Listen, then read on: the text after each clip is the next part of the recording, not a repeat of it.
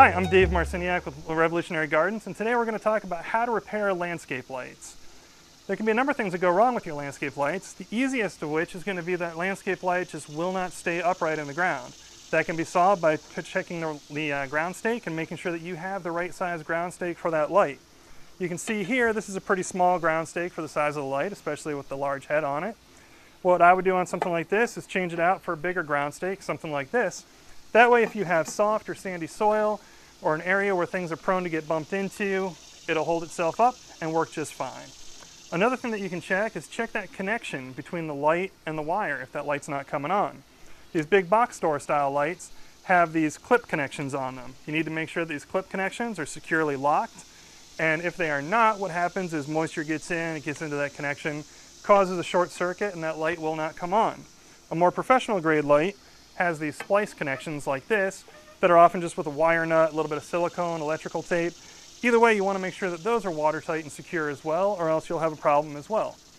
And the other thing that can cause your light not to come on is quite simply, just as in your house, the light bulb is burned out. The way you address that is you just open up that light. I love this manufacturer for that reason. It's so simple.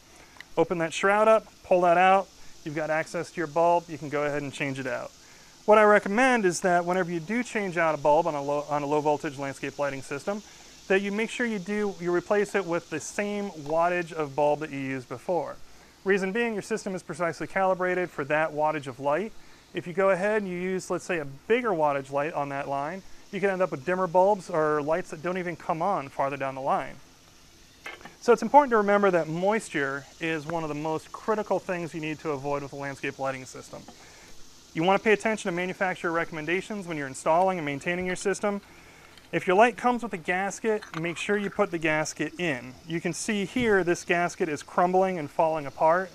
That's where you're going to have moisture intrusion, that's where you're going to have issues, and eventually it will shorten that light's life. So you want to go ahead and replace that gasket, replace with a little bit of silicone, and that should get your light up and running and working just fine.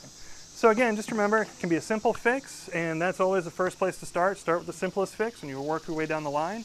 Again, I'm Dave Marciniak with Revolutionary Gardens. We've been talking about how to repair landscape lights.